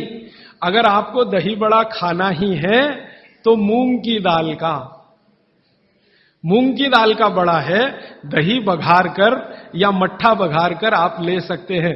उड़द की दाल का बड़ा अगर बनाया है तो दही के साथ तो गलती से भी नहीं। उड़द की दाल का बड़ा सीधे चटनी से खा सकते हैं, दही से नहीं। और अगर शादी ब्याह है आपके घर में तो मीनू बनाते समय ध्यान रखें कि मेहमानों को उड़द की दाल का बड़ा और दही ना परोसें, नहीं तो दोहरे पाप के भागीदार बने। आप अपना तो नाश करेंगे ही, आने वालों का भी नाश करेंगे। और अतिथि देवता है, उसको जहर ना खिलाएं। तो ऐसी एक सूची है। मैंने तो आपको 4-5 चीजें बताई हैं, विस्तार से आप पुस्तक में देख सकते हैं। वो सूची ये कहती है 103 वस्तुओं की, ये चीज इसके साथ ना खाएं, ये चीज इसके साथ ना खाएं। तो भागवत जी कहते हैं 2 विरोधी चीजें साथ में ना खाएं। और वो कहते हैं कि अगर आपने ये सूत्र धारण कर लिया तो जिंदगी भर आप निसंकोच बिना किसी रोग के जीवन बिता सकते हैं। तो आज का एक सूत्र मैंने बोला, फिर ये दूसरा सूत्र हुआ, अभी तीसरे सूत्र पे चलता हूं आज का। भागवत जी कहते हैं कि खाना आप जब भी खाएं तो उसको जमीन पर बैठकर ही खाएं, जमीन पर बैठकर खाएं। मैं जैसे बैठा हूं ना, इसको आयुर्वेद की भाषा में कहते हैं सुख आसन। ये आसन में खाना खाएं। क्यों खाएं जी, प्रश्न आएगा आपके मन में। तो भागवत जी समझाते हैं कि जब आप इस आसन में बैठते हैं, सुख आसन में, तो आपके शरीर का जो जठर है ना, ये जो है सबसे ज्यादा तीव्र है। और इस आसन में इसकी तीव्रता हमेशा मेंटेन रहती है। आप अभी कुर्सी पर बैठे हैं, इसमें तीव्रता घट जाती है और खड़े हो जाएं तो बिल्कुल कम हो जाएगी। कारण क्या है? आप शरीर के बारे में थोड़ा जानते हैं ना, हमारे शरीर में कई चक्र हैं, कई चक्र हैं। एक चक्र जो है ना, ये जो पीछे है, जहां पर आपका हिप जॉइंट्स और आपका ये जो मन का होता है, जहां मिलते हैं, वो सबसे महत्वपूर्ण चक्र है। ये प्रदीप्त होता है तभी, मन दीप्त होता है जब आप इस स्थिति में बैठें, और इसका जठर पर सीधे असर है। और ये असर आप अगर महसूस करना चाहते हैं तो जमीन पे बैठ के ही खाएं। और वो ये कहते हैं कि भोजन की जो थाली है वो आप बैठे उससे थोड़ा ऊपर रहे, माने पट्टा रख के या स्टूल रख के थाली उस पर ऐसे बैठ के खाएं। बागवट जी ने और एक बात कही है कि सबसे अच्छा तो ये है सुखासन, जिसमें आप बैठकर खाना खाएं। वो कहते हैं और एक आसन है जिसमें आप खाना खा सकते हैं, बाकी किसी में भी नहीं। वो गाय का दूध जब निकालते हैं ना, कैसे बैठते हैं, बस उस स्थिति में भी आप खाना खा सकते हैं। उकड़ू गाय दूध निकालने का जो स्थिति है बैठने का, उस स्थिति में बैठ के आप खाना खा सकते हैं। लेकिन वो आपके लिए नहीं है, इसको ध्यान से सुन लीजिए, क्योंकि आगे उन्होंने एक वाक्य लिख दिया कि जो शरीर श्रम ज्यादा करते हैं, जो शरीर श्रम ज्यादा करते हैं, जैसे किसान, जैसे हमारे कारीगर मजदूर, उनके लिए उकड़ू बैठकर खाना खाना सबसे अच्छा। खाते भी हैं, माने वो चेले हैं सब बागवट के। और आप जो शरीर श्रम कम करते हैं, आपके लिए इस आसन में बैठकर खाना खाना अच्छा। अब आप आज से एक ऑब्जर्वेशन कर लीजिए कि जितने लोग इस बात से परेशान हैं कि उनका पेट आगे निकल आया है, वो इस आसन में बैठ के खाना खाना शुरू कर दें और 3 महीने के बाद फिर देखें तो उनका पेट पहले से कम ही होगा, आगे नहीं आएगा। और ये जो डाइनिंग टेबल पे बैठ के खाना खाएंगे, पेट आगे निकलता ही जाएगा, क्योंकि कुर्सी आपके लिए बनी नहीं है, ये अंग्रेजों के लिए बनी है। अंग्रेजों के लिए कुर्सी इसलिए बनी है कि ठंड बहुत है ना, तो जॉइंट्स कड़क रहते हैं उनके, सभी जॉइंट्स कड़क होंगे, कठोरता आएगी। आपके यहां गर्मी बहुत है तो आपके जॉइंट्स में फ्लेक्सिबिलिटी है, तो आप आसानी से जमीन पर बैठ सकते हैं। कोई अंग्रेज नहीं बैठ सकता जैसे मैं बैठा हूं, अमरीकी नहीं बैठ सकता, क्योंकि घुटने कड़क हैं, हिप जॉइंट्स कड़क हैं, बैठने में तकलीफ है। तो उन्होंने अपनी तकलीफ को कम करने के लिए कुर्सी का आविष्कार किया है। आधे तो बैठे, पूरे नहीं बैठ सकते, तो वो आपके लिए नहीं है कुर्सी, ये अंग्रेजों की देन है। तो मेरी आपको विनती है कि डाइनिंग टेबल पे खाना ना खाएं। तो आप कहेंगे जी ले लिया तो बहुत सारा कचरा भर रखा है आपने घर में, क्या करेंगे उसका? हमको हिंदुस्तानियों को पिछले 60-70 साल में या 100 साल में एक गजब बीमारी हुई है, दुनिया भर का कचरा घर में लाके रखना। हाँ, ये इतनी खराब बीमारी आई है हमको कि बिना सोचे बिना समझे कचरा ला के घर में रखना। रसोइयों में मैं घरों में जाता हूं ना, टीन टपरे के इतने डब्बे होते हैं, खाली हैं, फेंकेंगे नहीं, संभाल के संभाल के संभाल के, कब काम आएंगे मालूम नहीं, लेकिन वो भरते ही जाते हैं, भरते ही जाते हैं। रसोई में इतने डिब्बे डब्बियां हैं, काम के शायद उसमें आधे भी नहीं है, लेकिन रखा हुआ है। पता नहीं कचरे से इतना मोह क्यों है। जो बाहर फेंकना चाहिए वो घर में सजा सजा के रखा हुआ है। और फेंकने की बात करो, अरे पता नहीं कभी काम आ जाए, और वो कभी 60 साल में भी नहीं आता, 100 साल में भी नहीं आता। तो उसी कचरे में मैं गिनता हूं आपकी डाइनिंग टेबल। अब आप जरा हिसाब निकालो जी, ये आपने लाके रखी है डाइनिंग टेबल, मान लो ये 100 स्क्वायर फीट की है, 10 बाई 10 की है, या मान लो 50 स्क्वायर फीट की है। 50 स्क्वायर फीट की जगह आपने घर में घेर रखी है, क्या भाव है मद्रास में जगह का? 3000 रुपए स्क्वायर फीट, और 50 स्क्वायर फीट आपने घेर के रखा है। जरा जोड़ लो ना 3000 में 50 का गुणा करके, और रोज का हिसाब निकाल लो। तो एक तो खरीदा तब आपने पैसा बर्बाद कर दिया, अब इसको जगह को घेर के बर्बाद कर दिया आपने। तो अगर बन सके तो डाइनिंग टेबल निकाल दें, नहीं निकाल सकते तो कोने में रख दें। अब आखिरी बात, आप कहेंगे राजीव भाई कुछ तो ऐसी बात करो, ये डाइनिंग टेबल ले आए तो इसका कुछ तो उपयोग करो। तो अगर आप सच में ईमानदारी से डाइनिंग टेबल पे बैठ के ही खाना खाना चाहते हैं, तो कुर्सी पर ऐसे बैठ जाएं जैसे मैं बैठा हूं। डाइनिंग टेबल की कुर्सी है ना, मोह है आपको, उससे छूटता नहीं है। तो भागवत जी तो मना करते हैं। मैं उसमें एक सजेशन दे रहा हूं कि जैसे मैं आसन में बैठा हूं, कुर्सी पे भी ऐसे ही बैठ जाइए, आलती पालती मार के फिर खा लीजिए। लेकिन अच्छा तो नहीं है, लेकिन बीच का कोई रास्ता तो है। अब डाइनिंग टेबल निकले, इसमें तो समय लगेगा, क्योंकि मन से नहीं निकलती। शरीर से निकलना तो आसान होता है, मन से नहीं निकलता। पता नहीं कितने कितने पैसे जमा करके ये हम लाए थे, अब ये निकले कैसे। तो आप उसका अगर सच में उपयोग करना चाहते हैं तो डाइनिंग टेबल पे, कुर्सी पे ऐसे बैठ जाइए, आसन मार के, आलती पालती मार के फिर खा लीजिए। और नहीं है अगर डाइनिंग टेबल तो बहुत सुखी है, मत लाइए, मेरी तो विनती है, मत लाइए। उसकी जगह लाना है तो छोटे छोटे पटरे ले आइए, जो आपके रसोई में बैठ के आप खाएं तो बहुत अच्छा है। अब आगे का एक सूत्र, बहुत अच्छा सूत्र है। भागवत जी कहते हैं कि खाना जब दोपहर को खाएं और सुबह खाएं, सुबह और दोपहर, ये दो बात। वो ये कहते हैं कि दोपहर और सुबह का खाना खाएं। वैसे तो वो कहते हैं दोपहर का ना खाएं, दोपहर का खाना सवेरे खाएं। लेकिन अगर आप खा ही रहे हैं तो वो ये कहते हैं कि तुरंत विश्रांति लें, खाते ही विश्रांति लें, खाते ही आराम करें, काम कोई ना करें। सुबह का खाना अगर 10 बजे खाया या 12 बजे खाया या 11 बजे खाया तो खाते ही विश्रांति लें। कब तक? 20 मिनट, 20 मिनट, 20 मिनट विश्रांति लें। और उसको उन्होंने एक्सप्लेन किया है कि वो विश्रांति जो होनी चाहिए वो आपके शरीर को, जो बायां हाथ है इसको नीचे करके, दाएं हाथ को ऊपर करके वाम कुक्षी अवस्था में लेटें। अब वाम कुक्षी को सरल भाषा में समझाता हूं। भगवान विष्णु को लेटे हुए देखा शेषनाग पर, बस उसी परिस्थिति में लेटे, उसी स्थिति में लेटे। विष्णु भगवान शेषनाग पर लेटे हुए, वो वाम कुक्षी की अवस्था है। खाना खाने के बाद हमेशा दोपहर को और सुबह इस अवस्था में जरूर लेटें। क्यों? Left side. आप जानते हैं हमारे शरीर में 2 नाड़ियां हैं, वैसे तो 3 है, 3 नाड़ियां, एक सूर्य नाड़ी है, एक चंद्र नाड़ी है, एक मध्य नाड़ी है। ये जो सूर्य नाड़ी है यही भोजन को पचाने में मदद करती है। सूर्य नाड़ी तभी चलती है जब आपकी चंद्र नाड़ी कम हो। भोजन पचाना है सुबह का और दोपहर का, सूर्य नाड़ी तीव्र होनी ही चाहिए। तो लेफ्ट साइड में लेटो तो तुरंत सूर्य नाड़ी शुरू हो जाती है। वैसे तो अगर आप स्वस्थ हैं तो खाना खाते ही आपकी सूर्य नाड़ी अपने आप शुरू हो जानी चाहिए। नहीं हो रही है तो लेफ्ट साइड में लेट जाइए, लेटते ही शुरू हो जाएगी। 20 मिनट जरूर लेटें।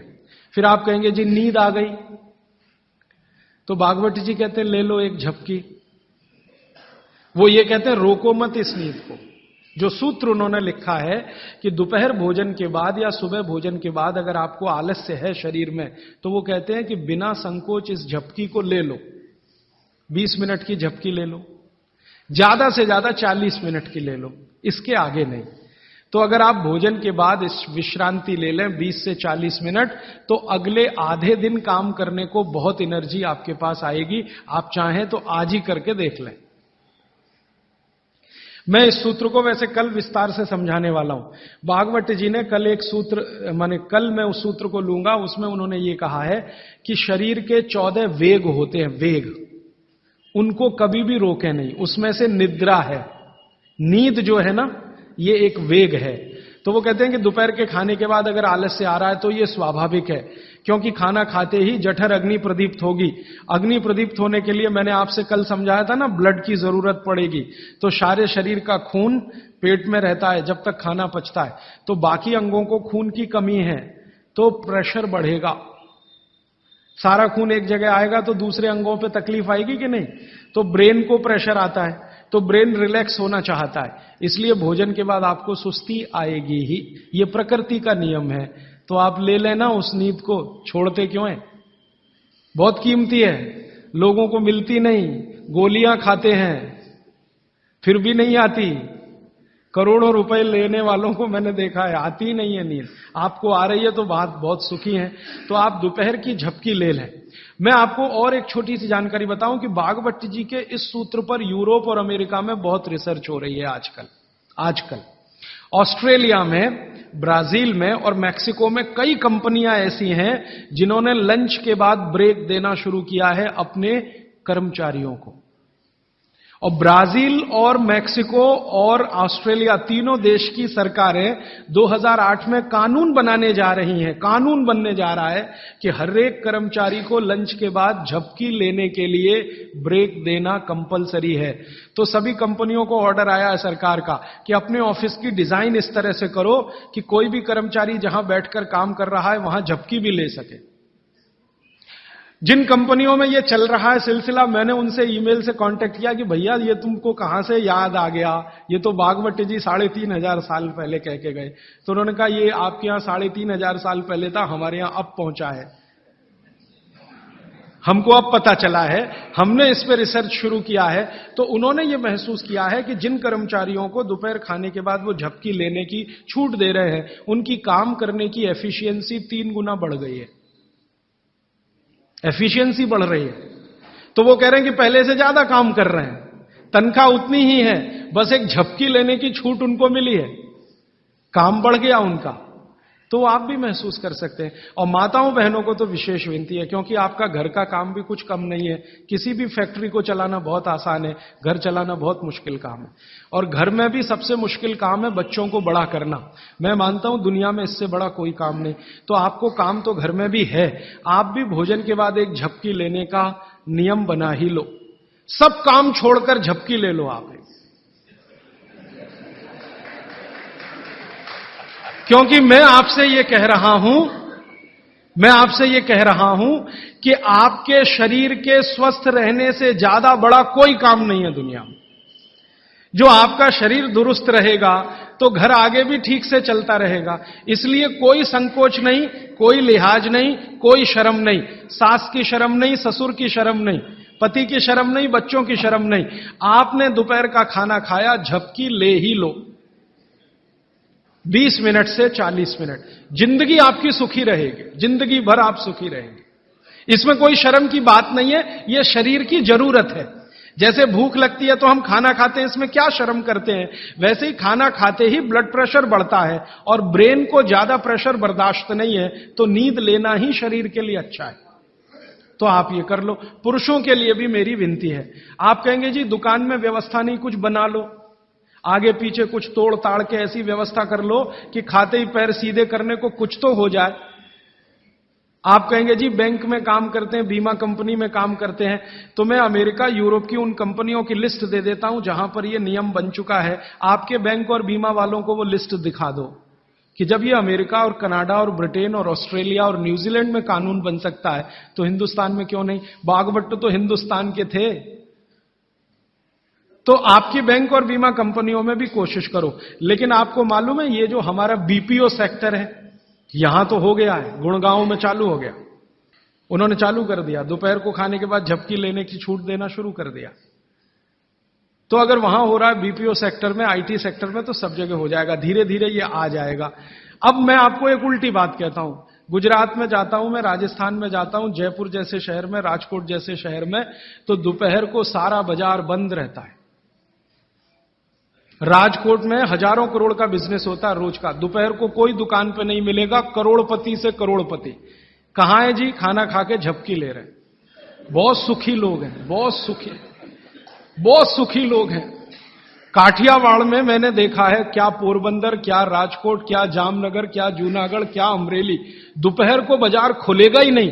और मैंने तो ऐसे ऐसे लोगों को देखा है कि ग्राहक आके खड़ा है करोड़ों रुपए लेके, सेठ जी कहेंगे जी शाम को आना 4 बजे के बाद। अरे सेठ जी मेरे पास बैग भरा है रुपयों का, शाम को ले आना, मुझे अभी इतनी फुर्सत नहीं है, मैं नींद ले रहा हूं। बहुत सुखी लोग हैं, समय का सही सदुपयोग कर रहे हैं। अब कुछ लोग गालियां देते हैं, क्या निकम्मे लोग हैं, दोपहर को सोते हैं। सोना ही चाहिए। पूना में आप चले जाइए, पेशवाई के जमाने से पूना के लोग दोपहर को खाने के बाद जरूर नींद लेते हैं। पेशवा ने इसके लिए बहुत प्रचार किया था, बागवट के इस सूत्र का। तो वहां भी है, पूना में भी है। जो पुराने शहर है ना हिंदुस्तान में, हर जगह ये देखने को मिलेगा, दोपहर के खाने के बाद सब झपकी लेंगे ही। तो कर्नाटक में भी है, तमिलनाडु का मुझे मालूम नहीं क्योंकि ज्यादा मैं घूमा नहीं। लेकिन आप ये ध्यान रखो कि ये जो नियम आप पालन करो तो ये प्रकृति के अनुकूल है, शरीर के अनुकूल है, इसलिए इसमें शर्म नहीं, झिझक नहीं। अच्छा, अब इसका उल्टा सूत्र है आगे का।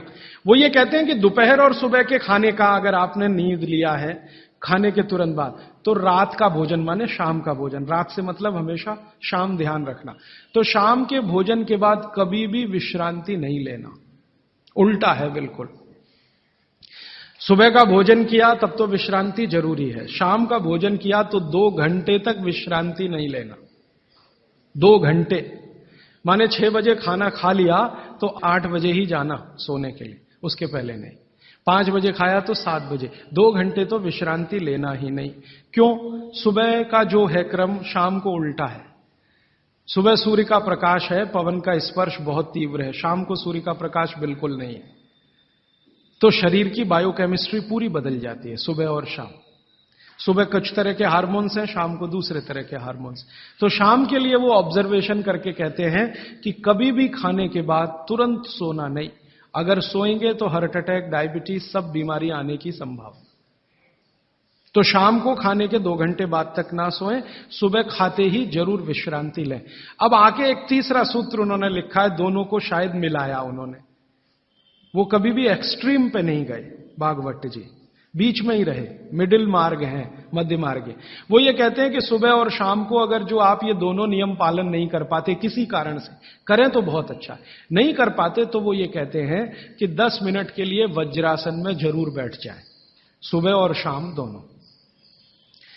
सुबह का नियम अगर आप पालन नहीं कर पाते, माने विश्रांति नहीं ले पा रहे किसी कारण से, और शाम का भी नियम पालन नहीं कर पा रहे हैं, 2 घंटे तक आपको सोना नहीं है किसी भी कारण से, कारण कुछ भी हो, तो वो ये कहते हैं वज्रासन में जरूर बैठें 10 मिनट। वज्रासन आप सब समझते हैं, ये ऐसे पैर पीछे करके बस 10 मिनट बैठ जाइए खाने के बाद, सुबह भी और शाम को भी। और प्राणायाम और योग में महर्षि पतंजलि ने कहा है कि भोजन के बाद जो किया जाने वाला आसन है वो ये एक ही है, बाकी कोई आसन आप नहीं कर सकते। और महर्षि पतंजलि कहते हैं, महर्षि पतंजलि भागवत के बाद के हैं, महर्षि पतंजलि कहते हैं कि अगर वज्रासन में कोई बैठता है तो शरीर बिल्कुल वज्र के जैसा ही होता है। वज्र आप समझते हैं, एकदम कठोर मजबूत। अब मैंने हिंदुस्तान के कई लोगों को देखा, गांधी जी को तो मेरे आंखों से नहीं देखा, शोभाकांत जी ने देखा है। गांधी जी घंटों घंटों वज्रासन में बैठते थे, घंटों घंटों घंटों घंटों। और आप देखो एकदम पतला दुबला शरीर, और अंग्रेजों की लाठी खाने को हमेशा तैयार। वो वज्रासन की कृपा है गांधी जी। गांधी जी कोई आसन नहीं करते थे, कोई प्राणायाम नहीं करते थे, सुबह घूमने जरूर जाते थे, लेकिन हमेशा ये वज्रासन में जब मौका मिला बैठ गए, जब मौका मिला बैठ गए। और घंटों घंटों 3-3 घंटे तो लोगों ने उनको देखा बिना हिले डुले वज्रासन में बैठ के चिट्ठी लिख रहे हैं, किताब पढ़ रहे हैं, वगैरह वगैरह। तो 10 मिनट तो न्यूनतम करें ही, ज्यादा से ज्यादा अगर आप कर सकें, समय समय पे वज्रासन में बैठते रहें, तो शरीर की बहुत सारी क्रियाएं एकदम दुरुस्त रहती। ये 3 सूत्र हुए, और एक चौथा सूत्र बता देता हूं। हमारे भागवत ऋषि कहते हैं कि आप जब खाना खा रहे हैं तो खाना खाते समय आपका चित्त और मन दोनों शांत रहने चाहिए। चित्त और मन 2 अवस्थाएं, चित्त की है, मन की है। मॉडर्न साइंस में ना चित्त है ना मन है, वो ब्रेन की बात करते हैं, माइंड की बात करते हैं। माइंड अलग है, मन अलग है, ब्रेन अलग है, चित्त अलग। तो वो कहते हैं चित्त और मन दोनों शांत रहें। तो चित्त और मन को शांत रखने का क्या उपाय है? तो शायद इसी के लिए हमारे देश में ये है कि भजन करें खाने के पहले, या ईश्वर की प्रार्थना करें खाने के पहले। अगर ईश्वर की प्रार्थना आप कर रहे हैं, कोई सूत्र बोल रहे हैं, तो निश्चित रूप से आपके मन और चित्त में शांति आएगी। तो खाने के पहले मन और चित्त को शांत करें, भजन के द्वारा, या तो भगवान की प्रार्थना के द्वारा, कोई मंत्र के द्वारा, कोई सूत्र के द्वारा, जैसे आप करना चाहें वो करें। और एक सूत्र बहुत महत्व का, वैसे तो मैं परसों कहने वाला हूं, लेकिन आज मैं कह रहा हूं इसलिए क्योंकि वो इससे जुड़ा हुआ है। भागवत जी एक जगह लिख रहे हैं सूत्र में कि जब भी आप विश्रांति लें, सुबह या शाम, माने रात को सोएं या दिन में सोएं, तो हमेशा दिशाओं का ध्यान रख के सोएं। अब यहां पे वास्तु घुस गया, वास्तुशास्त्र, वास्तु भी विज्ञान है। तो वो कहते हैं कि इसका जरूर ध्यान रखें। क्या ध्यान रखें? तो वो कहें हमेशा आपको विश्रांति लेते समय सिर सूर्य की दिशा में रहे, सूर्य की दिशा माने पूर्व की दिशा, और पांव पश्चिम में रहे। और वो कहते हैं कि अगर कोई बहुत मजबूरी आ जाए, कोई भी मजबूरी के कारण आप पूर्व में सिर नहीं कर सके, तो दक्षिण में जरूर कर ले, साउथ में। तो या तो ईस्ट और या साउथ। जब भी आराम करें, लेटें, तो सिर हमेशा पूर्व में ही रहे, पांव हमेशा पश्चिम में रहे। और कोई मजबूरी हो तो दूसरी दिशा है दक्षिण, दक्षिण में सिर रखें, उत्तर में पांव। आगे के सूत्र में भागवत जी कहते हैं कि उत्तर में सिर करके कभी भी ना सोएं, उत्तर, नॉर्थ। फिर आगे के सूत्र में लिखते हैं कि उत्तर की दिशा मृत्यु की दिशा है, सोने के लिए। उत्तर की दिशा दूसरे कई कामों में बहुत अच्छी है, पढ़ना है, लिखना है, अभ्यास करना है, तो उत्तर में मुंह रख के करें। लेकिन सोने के लिए उत्तर बिल्कुल निषिद्ध है। अब भागवत जी ने लिख दिया, मैंने देखना शुरू किया, जब से ये पढ़ा तो मैं गांव में भी बहुत जाता हूं, तो कई बार गांव में मैंने ऐसी स्थिति देखी है, किसी का मृत्यु हुई तो मुझे अंतिम संस्कार में जाना पड़ा, तो मैं देखता हूं कि वहां पंडित जी खड़े हो गए अंतिम संस्कार के सूत्र बोलना। तो पहला ही सूत्र वो बोलते हैं संस्कृत में, हर गांव में पंडित जी, मृत का शरीर उत्तर में करो, माने सिर उत्तर में करो। पहला ही मंत्र है, पहला ही मंत्र बोलेंगे, मृत व्यक्ति का सिर उत्तर में करो। और हमारे देश में आर्य समाज के एक संस्थापक रहे स्वामी दयानंद सरस्वती, उन्होंने भारत में जो संस्कार होते हैं ना, जन्म का संस्कार है, गर्भाधान संस्कार है, मृत्यु भी एक संस्कार है, तो उन्होंने एक पुस्तक लिखी है संस्कार विधि। उसमें पहला ही सूत्र है मृत्यु के लिए, तो उसमें वो कह रहे हैं कि सबसे पहले मृत व्यक्ति का सिर उत्तर में करो, उसके बाद विधि शुरू करो। अब ये तो हुआ भागवत जी का, दयानंद जी का वगैरह। अब मैं विज्ञान जोड़ रहा हूं इसमें, ये मेरा अपना एक्सप्लेनेशन है। क्यों? आज का जो हमारा दिमाग है ना, ये क्यों के बिना मानता नहीं। हाँ, क्यों ऐसा करें? कारण उसका बिल्कुल साफ है। आधुनिक विज्ञान ये कहता है कि आपका जो शरीर है और आपकी जो पृथ्वी है, इन दोनों के बीच में कोई बल काम करता है, पृथ्वी और शरीर के बीच में। इसको हम कहते हैं गुरुत्व आकर्षण बल, ग्रेविटेशनल फोर्स। अब ये कैसे काम करता है? पृथ्वी के बारे में आप जानते हैं, पृथ्वी का उत्तर, पृथ्वी का दक्षिण, ये दोनों सबसे ज्यादा तीव्र हैं गुरुत्व आकर्षण के लिए। पृथ्वी का उत्तर, पृथ्वी का दक्षिण एक चुंबक की तरह से काम करता है गुरुत्वाकर्षण के लिए। आपका जो शरीर है, इसका ये है उत्तर, सिर जो है ना शरीर का उत्तर है और पांव दक्षिण है। तो सिर का उत्तर और पृथ्वी का उत्तर, आप अगर पृथ्वी में उत्तर की दिशा में सिर करके सो गए, भागवत जी कहते नहीं सोना, मान लो सो गए, तो आपका सिर का उत्तर और पृथ्वी का उत्तर, उत्तर दोनों साथ में आए तो फोर्स ऑफ रिपल्शन काम करता है। विज्ञान ये कहता है फोर्स ऑफ रिपल्शन माने प्रतिकर्षण बल लगेगा। तो आप ऐसे ऐसे समझो इसको कि ये उत्तर है और आपने उत्तर में सिर किया, तो उधर से एक प्रतिकर्षण बल आपके शरीर पर काम करेगा। तो ये प्रतिकर्षण बल जब शरीर पर काम करेगा, धक्का देने वाला बल, तो आपके शरीर में संकुचन आएगा, कॉन्ट्रैक्शन। और शरीर में अगर संकुचन आया तो ब्लड प्रेशर पूरी तरह से कंट्रोल के बाहर जाएगा, क्योंकि ब्लड को भी प्रेशर आएगा। क्योंकि शरीर को प्रेशर आया ना, तो शरीर में खून है, खून को भी प्रेशर आएगा, और अगर खून को प्रेशर है तो नींद आएगी ही नहीं। मन में हमेशा धड़पड़ चलती रहेगी, हृदय की गति हमेशा तीव्र रहेगी। तो उत्तर की दिशा पृथ्वी की है, जो नॉर्थ पोल कहलाती है। हमारे शरीर का उत्तर ये है सिर। अगर ये दोनों एक ही दिशा में हो, फोर्स ऑफ रिपल्शन काम करेगा, प्रतिकर्षण बल लगेगा, शरीर में संकुचन आएगा, नींद आएगी ही नहीं। अब इसका उल्टा कर लो, आपका सिर दक्षिण में कर दो, ठीक है? पृथ्वी का दक्षिण में आपका सिर कर दो, तो आपका सिर तो नॉर्थ हुआ और पृथ्वी का दक्षिण हुआ, साउथ हुआ। तो आपका नॉर्थ माने उत्तर और पृथ्वी का दक्षिण, ये दोनों एक दिशा में है, तो फोर्स ऑफ अट्रैक्शन काम करेगा, एक बल आपको खींचेगा। और अगर आपके शरीर पर खिंचाव पड़ेगा, मान लीजिए आप लेटे हैं और ये पृथ्वी का दक्षिण है और इधर आपका सिर है, तो आपको खींचेगा अगर कोई, तो शरीर थोड़ा सा बड़ा होगा। जैसे रबर खींचती है ना, इलास्टिसिटी, ऐसे ही शरीर में थोड़ा सा बढ़ाव आएगा। जैसे ही शरीर थोड़ा सा बढ़ा तो बॉडी में रिलैक्सेशन आ गया। आप अंगड़ाई लेते हैं ना, एकदम शरीर को तान देते हैं, फिर क्या लगता है? बहुत अच्छा लगता है, क्योंकि शरीर को ताना तो उसके बाद शरीर में थोड़ा बढ़ाव आया, आप बहुत रिलैक्स फील करेंगे।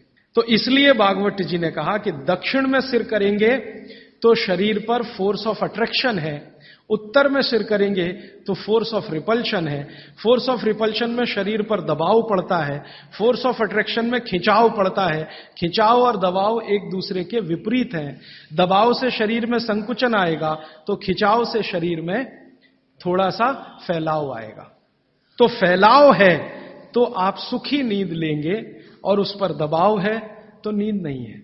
इसलिए उन्होंने बहुत बेहतरीन विश्लेषण दिया है। ये विश्लेषण मैं मानता हूं जिंदगी के सारे मानसिक रोगों को खत्म करने का अकेला है सूत्र।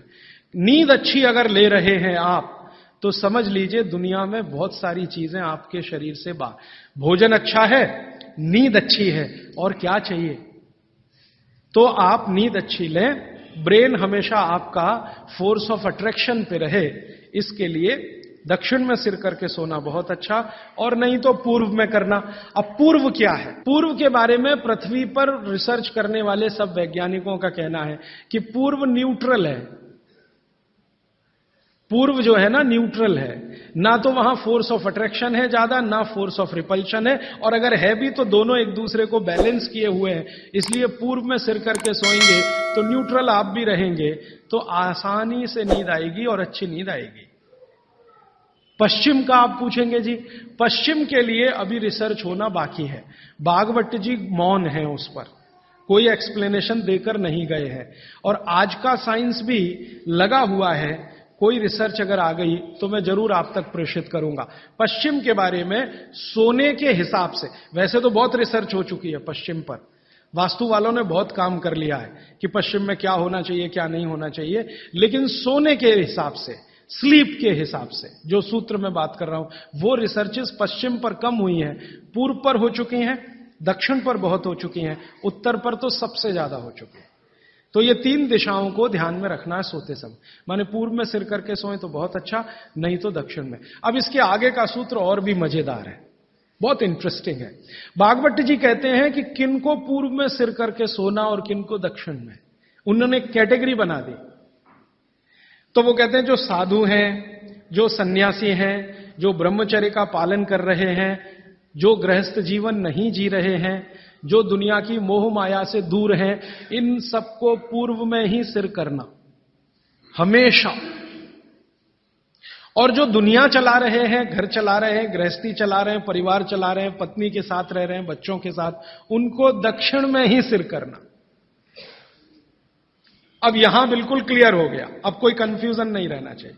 आप जितने लोग हैं सब अपना परिवार चलाने वाले, घर गृहस्थी चलाने वाले, दुनिया चलाने वाले लोग हैं, तो आप तो आज ही अपने बेड की पोजीशन बदलो।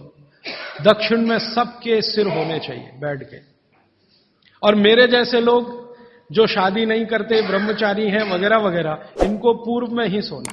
साधु जी, साध्वी जी जो भी हैं, जिनको अपने जीवन में नैष्ठिक ब्रह्मचर्य का पालन करना है, साधु महात्मा संत, इनको पूर्व में ही सोना है सिर रख के।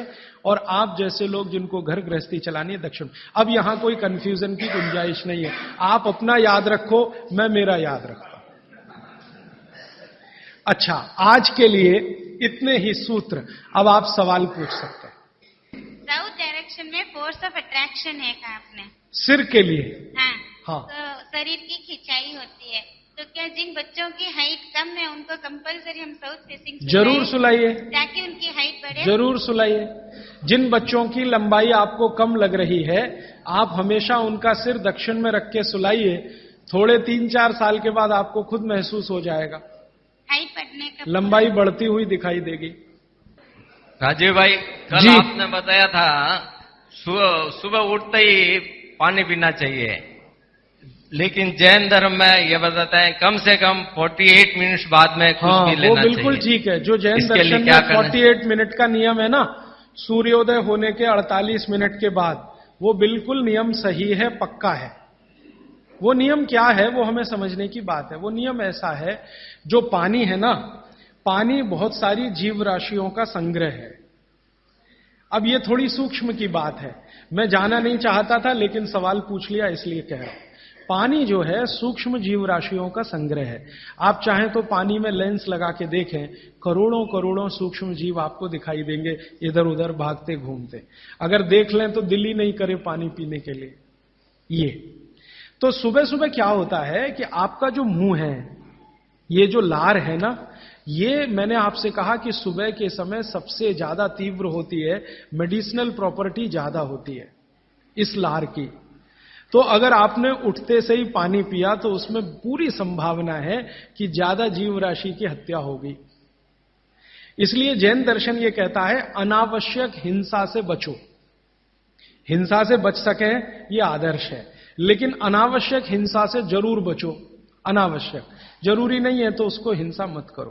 तो अनावश्यक हिंसा से बचने के लिए जैन शास्त्रों ने, जैन आचार्यों ने ये कह दिया जी 48 मिनट के बाद पियो। ये 48 मिनट में क्या हो जाता है, 48 मिनट में आपके मुंह की जो लार है ना, इसकी जो क्षारीयता है ये कम हो जाती है, बहुत कम हो जाती है, बहुत तेजी से कम होती है।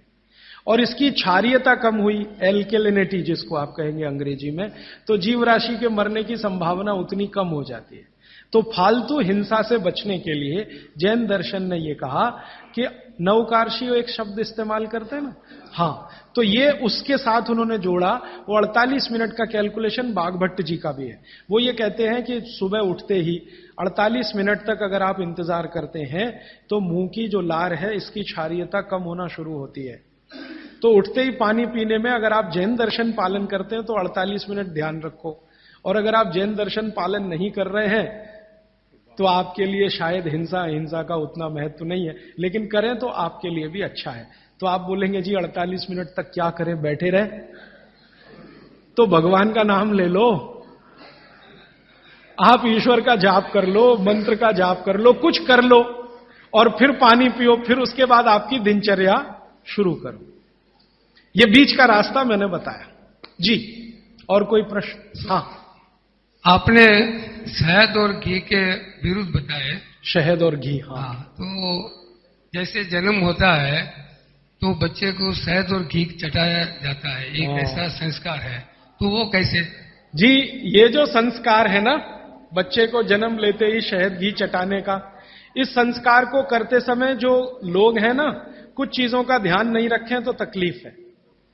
आयुर्वेद के हिसाब से अगर आप ध्यान नहीं रखते तो बहुत तकलीफ है। आयुर्वेद ये कहता है कि शहद और घी बराबर मात्रा एक साथ कभी भी लेंगे तो जहर ही है। लेकिन कुछ भारत में ऐसे समूह हैं जो अपने बच्चों को ये करते हैं, शहद और घी चटाते हैं, लेकिन सभी लोग भारत में ऐसा नहीं करते हैं। बहुत सारे लोग नहीं भी चटाते, लेकिन जो चटाते हैं उनको मैंने पूछा, ऐसे कुछ समूह हैं भारत में जो चटाते हैं, उनको मैंने पूछा तो वो मुझे एक इंटेलिजेंट उत्तर देते हैं, और वो बागभट्ट जी का भी सही है। वो ये कहते हैं कि जी हमने शहद और घी साथ में चटाया तब जब उसमें गाय का मूत्र थोड़ा मिलाया था या गाय के गोबर का रस डाला था। अब ये जो गाय का गोबर और गोमूत्र की जैसे ही बात आती है तो तुरंत मेरे ख्याल में आता, पंचगव्य बनाते हैं ना, पंचामृत या पंचगव्य, तो उसमें शहद और घी भी होता है, लेकिन गोमूत्र के साथ या गोबर के रस के साथ। फिर हम लोगों ने थोड़ा काम किया कि ये गोमूत्र अगर मिला दिया शहद और घी में तो क्या इसकी विषकारकता कम हो गई? तो बाद में कल या नहीं तो परसों मैं इस पे विस्तार से आने वाला हूं कि गाय के मूत्र को मिलाते ही शहद और घी एक दूसरे के साथ मिलने को तैयार है, माने उनकी दुश्मनी कम है। माने गाय के मूत्र में एक केमिकल है जिसका नाम है सल्फर। ये सल्फर दुनिया का अकेला केमिकल है जो दो विष के बीच में डालो तो दोनों को न्यूट्रल करता है, लेकिन खुद का प्रभाव बढ़ाता है, तो सल्फर बढ़ता है। तो कुछ लोगों को मैंने पूछा जो ये कर रहे हैं, तो वो कहते हैं हम बच्चे को शहद और घी चटाते हैं लेकिन थोड़ा गोमूत्र देकर, माने थोड़ा गोमूत्र एक बूंद या आधा बूंद मिलाकर, तो शायद उनके लिए वो अनुकूल पड़ता हो। लेकिन आप ये ना करें, ये मेरी विनती है। आप इसको, बच्चे को अगर चटाना है तो खाली घी चटा दें, अगर चटाना है तो खाली शहद चटा दें, शहद और घी मिलाकर ना चटाएं। एक ही कंडीशन है कि जब बच्चे को कोई ऐसा गंभीर रोग ना हो, अगर मान लो कोई बहुत गंभीर रोग है जिसमें विष ही देना है, मान लीजिए कई रोग ऐसे हैं जिसमें विष दवा का काम करता है, ऐसे कई रोग हैं जिसमें विष दवा का काम करता है, उस कंडीशन में जरूर बच्चे को दिया जा सकता है। जैसे एक बहुत खराब रोग होता है, कई बच्चों को होता है, जन्म लेते ही उनके शरीर का जो त्वचा है ना, उनका रंग बदलना शुरू होता है। कई बच्चों को मैंने देखा एकदम तांबई कलर के हो जाते हैं। ये जो कॉपर होता है ना, कॉपर, ताम्र, उसी रंग के बच्चे की स्किन होना शुरू हो जाती है। उस बच्चे को जरूर शहद और घी ही चटाना पड़ेगा, नहीं तो ठीक नहीं होगा, उसके लिए वो काम आएगा। तो अलग अलग परिस्थितियों में, लेकिन सामान्य बच्चे के लिए ये ठीक नहीं है, उपयोगी नहीं। जी श्रीमान जी, आयुर्वेदिक दवाओं के साथ जो डॉक्टर की दवाएं भी चल रही है, तो उसको ले सकते हैं? बिल्कुल मत लीजिए। दवा जो है ना, आप भरोसे से आयुर्वेद की लीजिए तो उससे ही आपको बहुत बड़े परिणाम मिल जाएंगे। एलोपैथी की दवाएं साथ में खाएंगे तो कोई अच्छे परिणाम तो नहीं, बुरे परिणाम जरूर आ जाएंगे। अर्जुन की छाल का जो पाउडर आप जी के साथ लेना कह रहे हैं, जब हम लेते हैं तो उसको पथरी के जैसे जमने की शंका रहती है या डाउट रहता है? अर्जुन की छाल से पथरी होने की शंका ना के बराबर है। पथरी होने की शंका एक ही चीज में है कि अगर आप चूना ज्यादा खाएं तो। अर्जुन की छाल से आज तक मैंने नहीं सुना किसी को पथरी हुई है, क्योंकि अर्जुन की छाल में जो कैल्शियम है वो बहुत ही कम है, और जो है वो बहुत आसानी से घुलनशील है, वो आसानी से डाइजेस्ट होता है। पथरी होने की संभावना तभी है जब आप ज्यादा चूना खाएं। जी, पेशाब करने के पश्चात पानी पीना ठीक है या पहले पानी पीना? कल तक इंतजार कर लीजिए इस नियम के लिए, ये कल आने ही वाला है। आप पूछिए जी। क्या जी? काढ़ा शाम को भी पी सकते हैं, लेकिन सुबह सबसे अच्छा। शाम को चाहे तो पी सकते हैं, लेकिन सुबह सबसे अच्छा। शाम को पिएंगे तो नुकसान तो कुछ नहीं है, लेकिन फायदा भी बहुत नहीं आएगा। फायदा सबसे ज्यादा काढ़े का लेना है तो सुबह का ही। जी जी जी, इनको चाय पीने की आदत है सुबह उठते ही, बहुत लोगों को होगी। इसका नुकसान बताएं। देखिए, मैं एक ही मिनट में आपको बताना चाहता हूं कि चाय जो आप बनाते हैं उसमें चाय से ज्यादा नुकसान है चीनी। ये जो शुगर है ना, चीनी, इसका चाय के साथ कोई मेल नहीं है। अगर आप चाय पी रहे हैं, मैं से तो मत पिए, क्योंकि आपकी तासीर के अनुकूल नहीं है। चाय के जो केमिकल है ना, भारत के लिए उपयोगी नहीं है, भारत में रहने वाले लोगों के लिए। यूरोप और अमेरिका के लिए बहुत अच्छी है यही चाय, हमारे लिए वो जहर है। कॉफी तो और भी ज्यादा, गर्म देशों में चाय कॉफी अच्छी नहीं है। फिर भी अगर आप पी रहे हैं, आप मानते हैं कि खराब है, लेकिन क्या करें, आदत से मजबूर है, तो मैं एक तरीका बता देता हूं। वो तरीका ये है कि चीनी की जगह गुड़ की चाय पी लीजिए। क्यों पी लीजिए वो समझिए। गुड़ जो है ना क्षारीय है, और चीनी है ना अम्लीय है। चीनी जब डिसइंटीग्रेट होती है तो उसके जो अंतिम परिणाम है वो एक एसिड के रूप में ही है, और गुड़ जब डिसइंटीग्रेट होता है तो उसका अंतिम परिणाम है वो क्षार के रूप में है। आपके पेट में अम्ल वैसे ही बहुत है, और सुबह सुबह तो ज्यादा ही होता है, और उस समय अम्ल वाली चाय और पिए जो चीनी मिलाई हुई है, तो ये एसिडिटी ही बढ़ाएगी आपकी। तो बेहतर है कि आप चाय पिए तो गुड़ वाली पिए। अब गुड़ वाली चाय जब पिएंगे तो दूध नहीं डाल सकते उसमें, क्योंकि दूध फट जाएगा गुड़ से, क्योंकि दूध और गुड़ की दोस्ती नहीं है। तो फिर बिना दूध की चाय पिए। तो आप काली चाय पिए, गुड़ डाल के पिए। और मेरी छोटी सी एक बात अगर मान लें कि अगर काली चाय गुड़ डालकर आप पी रहे हैं तो थोड़ा सा नींबू का रस डालें तो न्यूट्रलाइज होगी ये। नींबू का रस एसिडिक है, गुड़ जो है ना क्षारीय है, तो गुड़ मिलाई हुई चाय को अगर न्यूट्रल करना है तो थोड़ा नींबू डालकर नींबू की चाय पिए। ठीक है, ऐसा कर। लेकिन इसको पीने से पहले पानी जरूर पिए, वो नियम ना भूलें। जी हाँ, इसलिए मैंने बोला कि गुड़ में जो है ना क्षार है और नींबू जो है एसिडिक है, तो क्षार अम्ल मिले तो न्यूट्रल होगा, तो न्यूट्रल चाय हो जाएगी जब आप पिएंगे। मैं नहीं चाहता कि क्षारीय तत्व भी ज्यादा जाए आपके पेट में, क्योंकि क्षार भी नुकसान करता है। तो गुड़ डाल दिया तो क्षारपन आया चाय में, तो थोड़ा 2-3 बूंद नींबू के रस की डालिए तो फिर न्यूट्रल हो जाएगा, वो आप पिए तो जीवन भर आप बिना किसी दुख और तकलीफ के पी सकेंगे उसको। और अगर आपको बन पाए तो हरे पत्ते की चाय ही पिए। ये जो चाय आती है ना बाजार में टी डस्ट, ये आप में से किसी के लिए भी अच्छी नहीं है। आपको अगर हरे पत्ते वाली चाय मिल रही है तो वो कम से कम इतना जरूर फायदा है कि वो एंटीऑक्सीडेंटल प्रॉपर्टी वाली है, क्योंकि हरे पत्ते को सीधे निकालकर सुखाकर आप बना रहे हैं, तो वो इससे बेहतर है जो चूरे वाली चाय आप पी रहे हैं, थोड़ी बेहतर है जी। कई देशों में हमने देखा है कि भोजन लेते समय वज्रासन में बैठ के भोजन लेते हैं। तो ईस्टर्न कंट्रीज में करते हैं, इंडोनेशिया में, मलेशिया में, थोड़ा सा मंगोलिया में जाएं तो वहां भी करते हैं। वज्रासन में बैठकर वो लोग भोजन कर सकते हैं, आपके लिए उतना अनुकूल नहीं है, क्योंकि आपको भोजन के बाद वज्रासन करना अनुकूल है। भोजन करते समय आपके लिए सुखासन या उकड़ू बैठकर आसन वही अनुकूल है। अब ये क्यों है, एक दिन रुक जाइए, परसों मैं एक्सप्लेन करने ही वाला हूं। और मैंने ये भी नोटिस किया है कि यहाँ के लोग भोजन लेने के बाद शहद लेना वाजिब समझते हैं, इसलिए क्योंकि डाइजेशन में हेल्प करता है।